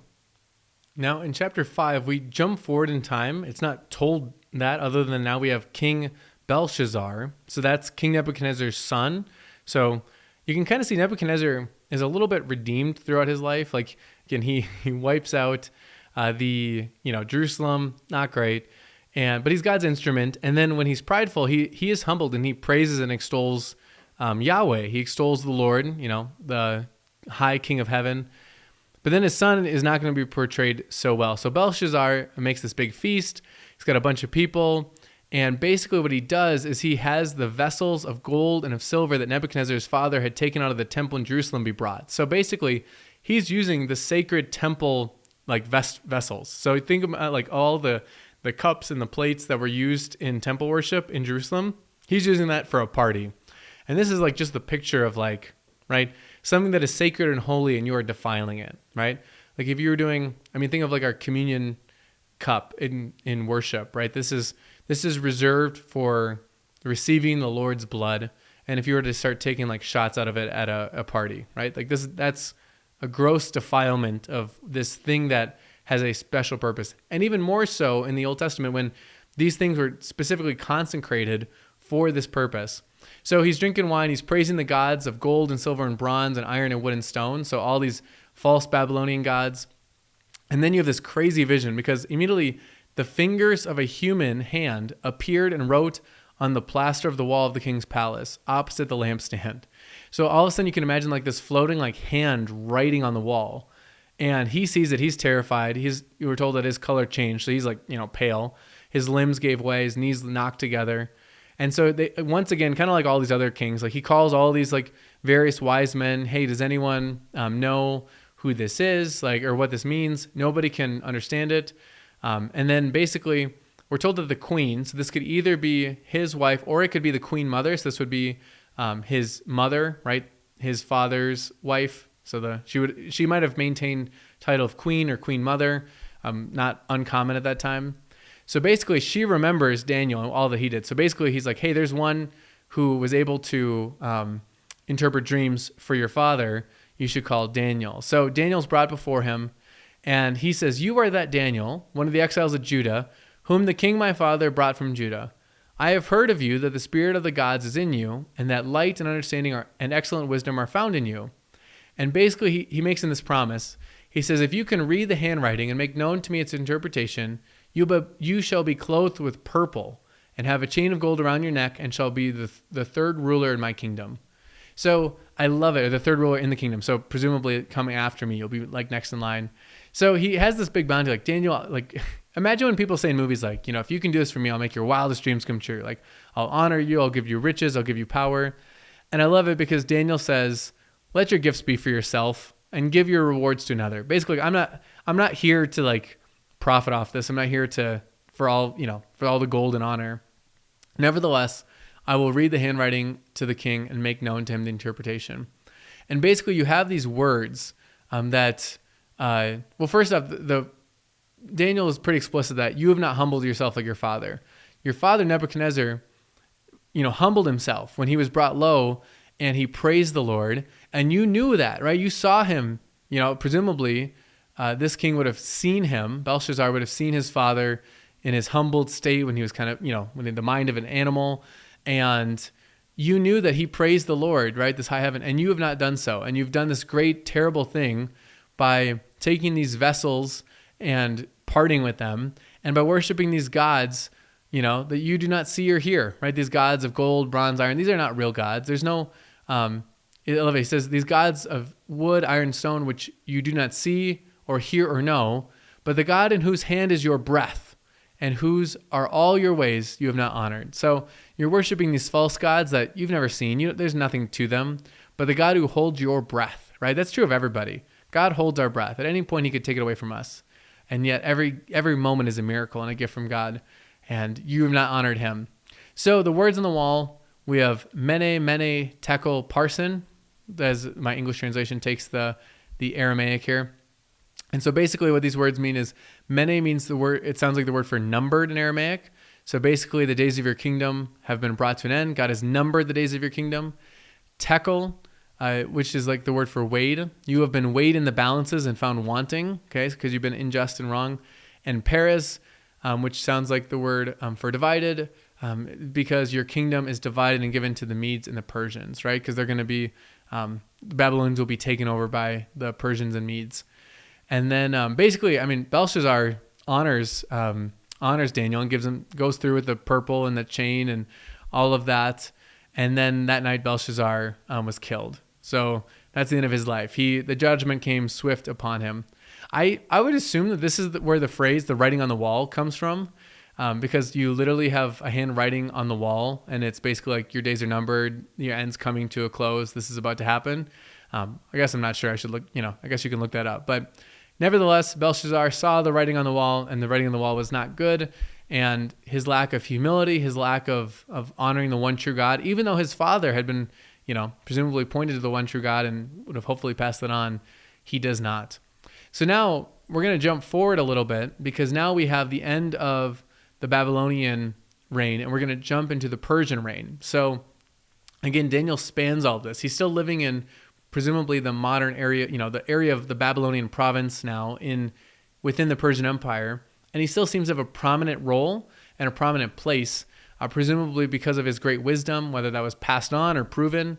So now all of a sudden we jump forward. We're told that Darius the Mede received the kingdom being about 62 years old. So now we're under the Persian rule, okay? And so it pleased Darius to set up over the kingdom, this is in chapter 6, to be throughout the whole kingdom, 120 satraps. So these would have been almost like governors, some sort of rulers that would oversee this. And over them 3 high officials, of whom Daniel was one, of whom these satraps had to give an account, so the king might suffer no loss. So basically, this is kind of a bureaucratic method. You have all these satraps looking over these different provinces, and then they report to one of 3 high officials. Daniel is one of those high officials. So a lot of these guys have to report to Daniel, who then reports to Darius. So again, you can see Daniel's pretty high up here in this hierarchy. And we're told that Daniel became distinguished above all the other high officials and satraps because an excellent spirit was within him. So again, much like Joseph, right? Who, when he took care of Potiphar's household, like people are just like, wow, everything prospers in his hand. He's wise, he's knowledgeable, he's good. Things are fruitful in him. So the king planned to set Daniel over the whole kingdom. So the king's like, man, I just want to make him the one high official. Again, very much what Joseph was in Egypt. Now, the high officials and satraps, they are jealous, okay? They do not like Daniel, and because, he's so favorable in the king's eyes, and so they want to basically do something against him. So this is very similar to when Haman was trying to get rid of Mordecai, or the people, the other leaders wanted to get rid of Shadrach, Meshach, and Abednego at the fiery furnace. And it's a good reminder, too, that for many followers of God, persecution does not always come explicitly in the form of, well, you worship Jesus or you worship another God. I mean, sometimes it's jealousy. Sometimes it's people are viewed as a threat. And so I'll just highlight that here because as we're going to see, Daniel holds fast to his faith. But what gets him in trouble in the initial sense, people don't like him. It's not because they're like, well, I can't stand that you go pray privately to your own God. It's, I can't stand that, you're in my way. I can't stand that you would worship this God even publicly. I can't stand that you would follow him even when you're told not to. So people, just today, people don't mind a private religion. Like if you are going to just go to church on a Sunday, but live like the rest of the world Monday through Saturday, like nobody's going to care. Like they don't care what you do in your free time. But if you're going to follow Christ, and that means you're going to think things, believe things, say things, and do things that are different than what the world likes, then you're going to find yourself in trouble. So anyways, they do not like this.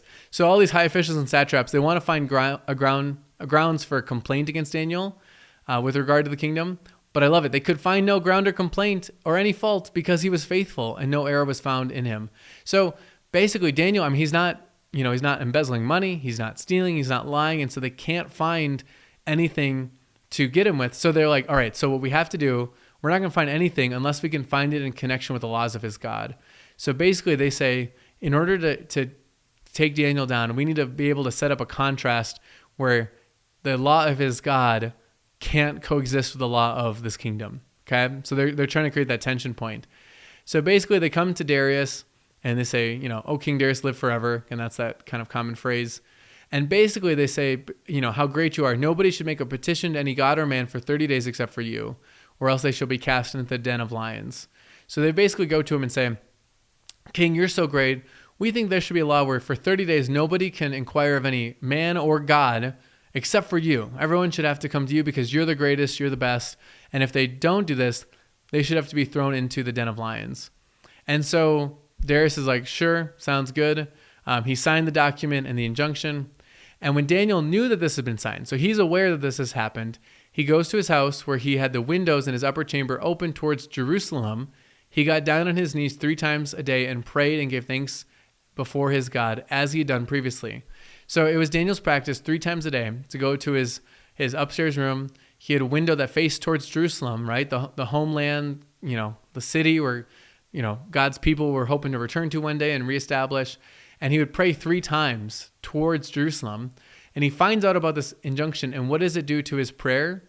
Nothing, right? He's willing to pray, even though the window's open, even though people are going to hear him, people are going to know, he still continues to worship and pray to his God as he's supposed to, right? That's the right response. Even when, if it was illegal to be a Christian, we should still be a Christian. If it was illegal to practice our faith, we should still practice our faith. We don't need the government's approval to do that. And sometimes it's going to be quite the contrary. And we still are called to hold firm and stand fast to what God has called us to do. So basically, these men do exactly what they expected to do. They come by, they caught him, praying to his God. And so then they go to the king and say, "Hey, you made a law that anyone praying to the Lord or any other god, had to be thrown into the lion's den. We caught Daniel doing it." Now it's interesting. At first, the king, he's so sad. He's grieved because he did not want this to happen. He did not want this to happen. He likes Daniel, right? He didn't sign this law thinking like, "Oh, I can't wait to get Daniel out of the way." He loves Daniel. He wanted to set him over his kingdom. So he set his mind to deliver Daniel and labored till the sun went down to rescue him. Basically, he wants to do this, but much like we talked about, like when something was enacted, it couldn't be revoked, right? This had to stand. So this was the law. He couldn't retroactively go change it. And so basically he just says, he realizes he's going to have to throw Daniel into the lion's den. And so he brings him to it. I love it. The king declares to Daniel, "May your God, whom you serve continually, deliver you." Right? And so even Darius is like, may this God who you're staking everything on, I hope that he delivers you. May he save you. And we're told that a stone was brought and laid at the mouth of the den, and the king sealed it with his own signet, with the signet of his lords, that nothing might be changed concerning Daniel. So you have Daniel thrown into this den, and then it's sealed over with a stone. And I think there's a bit of, Christ imagery here. Like Daniel is left for dead. And the big question is that when we come back and we roll the stone away, will he still be dead? Or will he be dead? And much like when Jesus is put in the tomb, they roll a stone in front of it. And when it's rolled away, it's presumably he's going to be dead. And the shocker is he's alive, right? Much like for Daniel, you expect he's going to be dead. You roll the stone away. And the shocker, as we'll see, is that he's alive. Now, interesting, that night, the king spent the night fasting. He didn't eat. He didn't sleep. And then at the break of day, as soon as it's the next day, he rose, he went to the house of the den of the lions, and he basically cries out, "O Daniel, servant of the living God, has your God whom you serve continually been able to deliver you from the lions?" And then Daniel calls back, "O king, live forever. My God sent his angel and shut the lions' mouths, and they have not harmed me, because I was found blameless before him and also before you. O king, I have done no harm." So the Lord had sent an angel to make sure that the lions did not harm Daniel. He survived. The king is glad. Daniel's taken out. And then the king is so mad. For those who maliciously accuse Daniel, they're thrown into the lions. And just to show you that it's not like a default with the lions, we're told that like before these men can even get to the bottom of the den, right? They're like the lions pounce on them and crush them and kill them. So again, you can see the divine acting here. And so Darius wrote to all the peoples, nations, languages that dwell on the earth, "Peace be multiplied to you. I make a decree that in all my royal dominion, people are to tremble and fear before the God of Daniel." So again, notice how Daniel's faithfulness is now a reason for people all over the Persian Empire to hear about this God. And we'll talk about, the Magi or the wise men, but these are men who come from like this area. And how is it that they're able to hear about some of this stuff? Well, sometimes people come to faith and they hear about God because one person's faithfulness and God's work in their lives then becomes reason for somebody to proclaim and share. And so Darius sends it out to the whole world. Everybody should praise this God of Daniel. So we're told that Daniel prospered during the reign of Darius and the reign of Cyrus the Persian. And so throughout the Persian Empire, Daniel prospers and does well. So that brings an end to the first half of Daniel, which I said is narrative. And that's why you kind of have that concluding sentence about Daniel prospering. Now we're going to get into some of Daniel's visions. And these are very apocalyptic. So these are going to be very jarring images. Again, some of these are going to get picked up in Revelation, but there's going to be some really interesting things here to look at. So right off the bat, we're told that Daniel sees this dream as he's laying on his bed, and he wrote it down. So that's how we have it. And basically he sees these four winds of heavens were stirring up the great sea, and these four beasts came out from the water, each one different. And so you have these crazy creatures, right? You have like a lion with an eagle's wings, and then those wings are plucked off. It's lifted off the ground, and it stood on 2 feet like a man, and the mind of a man was given to it. Then you have another one. It's like a bear with like 3 ribs in its mouth, and it's told to devour much flesh. And then you have a leopard with 4 wings of a bird on its back, and the beast had 4 heads, and dominion was given to it. And then there was a 4th beast, terrifying and dreadful, and exceedingly strong. It had great iron teeth. It devoured and broke in pieces and stamped what was left with its feet. It was different from all the beasts that were with it, and it had 10 horns. I considered the horns, and behold, there came up among them another horn, a little one, before which the 3 of the first horns were plucked up by the roots, and behold, in his horn were eyes like the eyes of a man, and a mouth speaking great things. So this is just a crazy image, and we're going to have the interpretation here in a little bit, so I'm not going to spoil anything yet. But so he sees these 4 just like crazy creatures, and then we're told that as he looks, thrones were placed, and the Ancient of Days took his seats. So Ancient of Days, I mean, think God, okay? The one who's more ancient than even days existing. His clothing was white as snow, and the hair of his head like pure wool. His throne was fiery flames. Its wheels were burning fire. So again, we've seen a lot of this white, glimmering fire, right? A stream of fire issued and came forth from before him. 1,000,000 served him, and 10,000 times 10,000 stood before him. The court sat in judgment, and the books were open. So you have this kind of God in his judgment seat, basically, is the picture. Then I looked then, because of the sound of the great words, and the horn was speaking, and I looked, the beast was killed, and its body was destroyed and given over to be burned with fire. As for the rest of the beasts, their dominion was taken away, but their lives were prolonged for a season and a time. Then he sees another vision. I saw in the night visions, and behold, with the clouds of heaven there came one like a son of man. And he came to the Ancient of Days and was presented before him, and to him was given dominion and glory and kingdom, that all peoples, nations, and languages should serve him. His dominion is an everlasting dominion which shall not pass away, and his kingdom one that shall not be destroyed. All right, this is a huge passage. Okay, so you have the Ancient of Days, just think God, standing on a judgment seat. And this beast who has been, with all these horns, is ultimately destroyed and burned up with fire. And these other beasts, their dominion's taken away, but they're able to prolong for a time. And then you have this one called a son of man who rides on clouds, who comes in and is presented to the Ancient of Days and then is given dominion for an everlasting kingdom. And so a couple things. First off, Jesus's favorite title for himself in the New Testament is Son of Man. We talked about this with Ezekiel, but I think this is one of the passages you have to think about is Jesus is the Son of Man. And in Revelation, we're explicitly going to be told about a Son of Man who rides in on clouds, and it's Jesus, okay? And so it makes sense that he's the one who's been given dominion for everlasting, right? He's the one who's now been given this rule and reign, this kingdom that's never going to end. Now, interestingly, we'll talk about this in Revelation, when that Son of Man is described, he sounds an awful lot like the Ancient of Days. And so there's a certain sense where Jesus is, again, is the image, the embodiment, the presentation of God to the world. So then after this vision, Daniel says, my spirit within me was anxious, and the visions of my head alarmed me. I approached one of those who stood there. So apparently there's people there, right? He can see somebody, and asked him the truth concerning all this. And basically he tells him that these four beasts are these four kings. And so there's going to be these four kings who shall arise out of the earth, but the saints of the Most High shall receive the kingdom and possess the kingdom forever and ever. So these kings will rise, but the saints of the Most High will ultimately receive the kingdom and possess the kingdom forever and ever. That's you and me. That's Christians, okay? That's anyone who believes in Jesus. And then I desired to know about the fourth beast, which was different from all the rest, exceedingly terrifying, with its teeth of iron and claws of bronze, which devoured and broke to pieces and stamped what was left with its feet. And basically he's told that its horn made war with the saints and prevailed over them until the Ancient of Days came, and judgment was given for the saints of the Most High, and the time came when the saints possessed the kingdom. So what you have here, and this man will describe it, but basically this final beast is this creature which is the embodiment of antagonism against God's people. And you could say antagonism against the world, against God himself.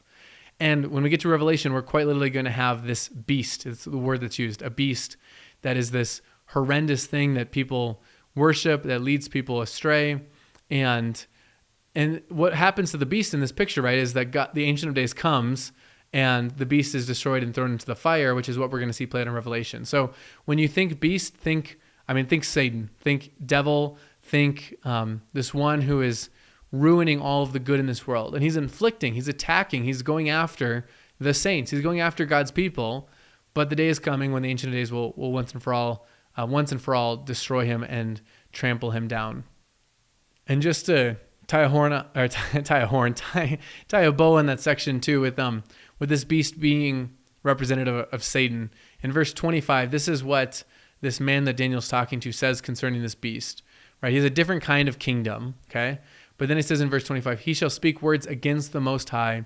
He shall wear out the saints of the Most High, and shall think to change the times and the law. And they shall be given into his hand for a time, times, and a half a time. So again, this is one who is speaking against the Lord, who is trying to lead people away from the Lord, who's trying to change his law. So again, that is clearly Satan, clearly the devil. And that's why he has a different kind of kingdom. That in this lifetime, until Christ returns, there's a certain sense where Satan has some authority to do things and he has some power, but it's a different kind of power. He's working through all the powers and principalities of this world. He's kind of behind the scenes sometimes, right? But ultimately he will be judged and he will be thrown down, and ultimately God's people will inherit the kingdom once and for all. All right, so then at the end of that, then Daniel, his color changed. So he's still pretty flushed by it. He's greatly alarmed, but he kept the matter in his heart and obviously wrote it down for us. In chapter 8, then we have another vision. So this is in the third year of King Belshazzar. All right, so then he sees, he was in Susa, the citadel in the province of Elam. He saw this vision. He was at this canal, and he raised his eyes and saw this ram standing on the bank of the canal. It had 2 horns. Both horns were high. Okay, so you see this ram running around. It's running westward. It's charging northward, southward. It's just kind of, no beast can stand before it. It's this great, mighty creature. But then a male goat shows up from the west across the face of the whole earth without touching the ground. So it's almost like floating or flying. And it had this conspicuous horn between its eyes. And it came to the ram with 2 horns. And basically it ran at him with powerful wrath. And I saw him close to the ram. And he was enraged against him and struck him and broke his 2 horns. And the ram had no power to stand before him, but he cast him down to the ground and trampled on him. So you have this ram with 2 horns that's just kind of running amok, doing what it pleases. And then you have this goat that comes in and tramples over it, destroys him, and kills the ram when nothing else could stand before it. And the goat became exceedingly great, but when he was strong, the great horn was broken. And instead of it came up 4 conspicuous horns towards the 4 winds of heaven. Out of one of them came a little horn, which grew exceedingly great towards the south, towards the east, and towards the glorious land. It grew great even to the host of heaven. And some of the stars it threw down to the ground and trampled on them. It became great even as the prince of hosts. The regular burnt offering was taken away from him. The place of his sanctuary was overthrown. And so you have this kind of, goat that then has these 4 horns, and one horn grows great amongst all of them and kind of tramples down everything. So once again, we have Daniel kind of looking for an interpretation. He sought to understand it. He said, "Behold, there stood before me one having the appearance of a man, and I heard a man's voice between the banks of the Ulai, and it called Gabriel, make this man understand the vision." So presumably this is the angel Gabriel who will be the one to come to Mary and Joseph when it's time for Jesus to be born. So Daniel is now speaking to this angel Gabriel, and basically Gabriel's going to explain this dream. And he says that this vision is for the ends of times. So at this point, when he speaks to him, Daniel falls into a deep sleep with his face to the ground, and Gabriel kind of wakes him up. And he says, here's what it is. The ram, the sheep with 2 horns, these are the kings of Media and Persia. So this is the Persian Empire. And the goat is the king of Greece. And the great horn between his eyes is the first king. So this is presumably referring to Alexander the Great. So he's already foretelling the fall of the Persian Empire to the Greek Empire. So you have this great horn, and then it's going to be destroyed, and 4 horns are going to be put in its place. We'll talk about this in the intertestamental period, but you have Alexander the Great, who creates this great conquering of the world, and he's got this big empire. And then after him, that empire is broken into sections with like local kings. So it's already foretelling the conquering of the Greek Empire, and then the breaking up of the Greek Empire. And then you have that one of the 4 conspicuous horns that is kind of deceptive. And so this likely refers to the king who would rule over the area that included Judea and Jerusalem, obviously, and defiled the sanctuary as well. So you have this other, again, vision, this kind of picture. Once again, Daniel's like sick because of just like how jarring all of this is. But that's his next vision. And then finally, in chapter 9, we have the first year of Darius. Basically, we're told he's made, king over the realm of the Chaldeans. So this is when the Persians take over from the Babylonians. It says, Daniel perceived in the books the number of years that according to the word of the Lord to Jeremiah the prophet must pass before the end of the desolation of Jerusalem, namely 70 years. So he's reading Jeremiah's prophecies and seeing, so it's 70 years that we're in exile. That's how this is going to be. And so then he turns his face to the Lord and seeks him in prayer and pleads for mercy with fasting and sackcloth and ashes, and prays to the Lord my God and made confession saying, O Lord, the great and awesome God, who keeps covenant and steadfast love with those who love him and keep his commandments, we have sinned and done wrong and acted wickedly and rebelled, turning aside from your commandments and rules. We have not listened to your servants, the prophets. And so basically, Daniel, when he sees that we're in exile for 7 years, his first response, which should be everyone's response, is to pray to the Lord, confess sins. And I love it because Daniel confesses his own. He confesses just on behalf of the people. Like, I am an Israelite. I am a Judean, and we didn't listen to you. We turned aside from you, and Lord, I'm sorry. Have compassion upon us. And so he says all of this, right? I love his confessional language because in verse 18, he says, we do not present our pleas before you because of our righteousness, but because of your great mercy. Oh, it's so good. Again, I'm not asking you to forgive me, Lord, because of my righteousness, because I've earned it. I'm asking you simply because of your mercy. O Lord, hear. O Lord, forgive. O Lord, pay attention and act. Delay not, for your own name's sake, O my God, because your city and your people are called by your name. So again, he's calling out for God to forgive and to hear. And so then while he's speaking and praying, confessing his sins and the sins of his people, then Gabriel shows up again. And it's at the time of the evening sacrifice. He made me understand, speaking with me and saying, "O Daniel, I have now come out to give you insight and understanding. At the beginning of your pleas for mercy, a word went out, and I've come to tell you, for you are greatly loved." So basically, your prayer has been heard. And then Gabriel goes on to tell him that it'll be 70 weeks are decreed about your people, your holy city. Again, I think especially in apocalyptic literature like this, like Revelation, like take numbers very symbolically, okay? 77 being one of completion, Sabbath, things having a chance to cleanse. So basically, to your holy city, to finish your transgression, to put an end to your sin, to atone for iniquity, to bring in everlasting righteousness, to seal both vision and prophet, to anoint a most holy place. Therefore, know and understand that from going out of your word to restore and build Jerusalem to the coming out of an anointed one, a prince, there shall be 7 weeks. So basically, he's just promising that there will be one to come and restore the temple, to restore Jerusalem. And again, we're going to see that play out in the rebuilding of Jerusalem, but also more importantly in the anointed one, that is the Messiah, Jesus, who establishes that eternal kingdom. And then he talks about being built again, talks about the anointed one shall not be cut off and shall have nothing. And basically all of this is going to happen. He shall make a strong covenant with many for 1 week, and for half of the week he shall put an end to the sacrifice and offerings. And he goes on to say, until the decree is poured out on the desolator. So until the final blow is dealt to the desolator, which again, especially in light of that beast we talked about, I think, read as Satan there. So what we have here in Daniel, again, especially then, these visions are kind of wild to us, and they have a lot of historical significance, like talking about kingdoms and rising and falling. And we also have these kind of end times pictures. And again, some of these are going to get picked up in Revelation. But I think just to appreciate just kind of the imagery, the awe, and I think many of us, if we were to see these images, we would probably have Daniel's reaction where we're just kind of like sick and alarmed. But the point of these visions is, there's going to be beasts that come about and these goats that are charging around, but ultimately there's an Ancient of Days and a Son of Man who will rule and reign forever and ever, and the saints will ultimately conquer and overcome. And so that's the comfort for us: rebuild, restoration, and life everlasting.